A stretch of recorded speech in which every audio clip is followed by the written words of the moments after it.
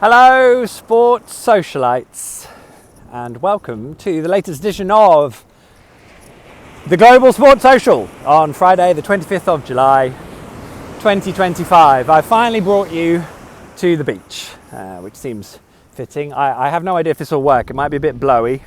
It's a bit windy in old Perth, but I'll do my best, and hopefully if not, we'll never do it again. It's fine. I hope you're all really well and enjoying your sports lives and your lives in general, of course. Let's not just narrow it down to just sports. I am back in WA, which is beautiful, having had my little trip to the UK, which is really nice. Norwich was exactly the same as when we left it, which is reassuring. There are things I should say. What I should say is that I caught up with the On The Ball crew.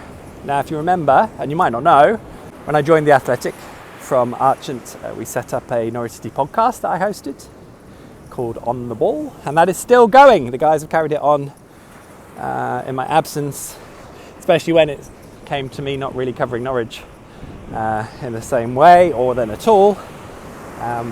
They carried on with the podcast. They're doing a great job. Steve, Dan, Zoe, Ryan and the crew. They are going to carry on next year as well, so give them a listen. You can search for them on the usual podcast players. And they're doing a lot of fun stuff. It's a funny, entertaining listen.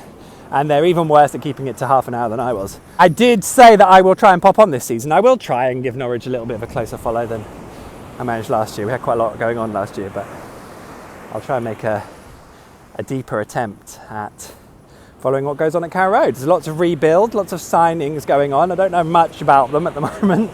Didn't really get to follow much of the Championship last year, actually, so it will be interesting how it develops. But it's nice to see them trying to build something. I've seen, I'm going to turn around now. Lord, should I do it that way? Now you're going to have the sun behind me. I'm going to look really dark. Okay. Well, yeah, it's nice to see them trying to build something. You never quite know how that's going to go, but very big fan of the attempt, and the intent.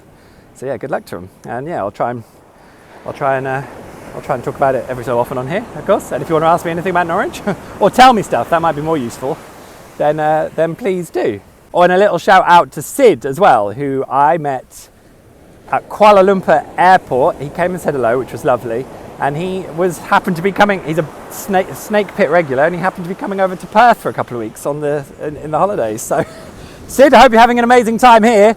I mean, I don't know how. It's rubbish. Look at this winter weather. It's rank. But yeah, I hope you have a great time. So yeah, what have I been doing? Well, yes, you will have known that I was covering Wimbledon for a bit, which was great. And I am having bigged up Amanda Anisimova. She got absolutely smashed in the final. I think I might have talked about that last time. But Wimbledon was awesome. And I'm already looking forward to the US Open. That will be the last tennis major that we cover on the live desk at the Athletic. And it's a similar deal with the golf. The golf is already done. I spent all 4 days on the Open, which was wonderful. I love the golf majors, even though I would have to say that there was no way Scottie Scheffler wasn't winning that, and I think that was quite clear. With 3 days left, he's a class apart, that man, and a fascinating character, not if you were to watch him, but I have to say, I kind of thought everyone missed the point. Like, at the start of the Open, Scottie Scheffler basically said he lacks fulfillment from golf. He wins a tournament and it goes. Why does he want to win the Open so much? He couldn't answer that question because he struggles for huge fulfillment from golf, other than winning a tournament and then feeling good for a little bit. And then all you basically had for 4 days was all of the former golf pros going, I can't believe he doesn't care if he wins anything. I care, even now. It still gets me. I was like, no, that's not the point. In fact, he literally said, I don't know why I want to win this so much. Not that I don't. He really wants to win. He kills people with kindness and then he kills them with his golf. But he really does care. I mean, the guy was in tears at the end. And yeah, he then went back to sort of robotic media mode within minutes and projected this image that it didn't really care. And I don't know, maybe, I don't want to second guess him, but maybe because of his faith, because of his family, he feels that he shouldn't project something that means that he cares about these things so much, because they're not about fulfillment in his life, which would be fair enough. But please don't throw a load of golf pros going, oh my God, I can't believe he doesn't want to win these things. He really did. And I think the way he won it kind of showed how much he wanted to win it. So, no, I don't mind that at all. And I'd rather people spoke honestly about how they felt when they were quizzed about it than just get no answers. So the golf was awesome, even though it was maybe an inevitable conclusion even on the Sunday when we were really looking for some drama. I've also been catching up on, long-term plans to catch up on the Tour de France. I love the Tour de France. It's got quite a special place in my heart because of my dad. We always used to watch it. I've never seen it, actually. I've never seen a stage, but Dad used to go and bike stages and all sorts. I remember taking my wife in our MX-5 and we went to the south of France in it, drove down, and then on the way back up I was like, let's go via the Alps, and then, let's just go up the Galibier, because that might be fun. I'm not going to bike it, I wouldn't be able to bike it, but just driving up it in a convertible was very, very cool. I enjoyed that very much. My dad always said, no, you would be able to bike up these mountains. It's just a question of how long it would take you. And I think that might be the most optimistic thing he ever said. So there we go. Anyway, yeah, I've got to catch up on the tour. Being away and everything, I just haven't had a chance, and I haven't got used to when it is in terms of Australian time zone either. But I think I'm up to stage 11. So Ben Healy is it? It's an amazing job at this point. I hope he's not out or anything in like real life. So yeah, as Zoe Morgan off of On The Ball podcast said, these videos are mostly about me telling you all the things I haven't quite caught up on yet. Whether I was supposed to tell you about the sports. But this is more of a social exchange, isn't it? Let's be honest. And please do. So again, on my list now, I'm going to catch up with the comments and things you've sent me. So please keep them coming in. Let me know what you're watching, what you're looking forward to this weekend. That will be really interesting. I am off to the Derby, which is the AFL Derby. And yes, it is the Derby. You can have your derbies back in the UK. This is the Derby.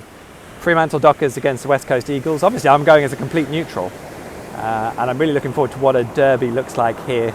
The biggest derby that Perth has. And I will keep saying derby. Sorry if it's jarring. So that's exciting. Work perspective, I'm covering the Belgian Grand Prix. I love Spa.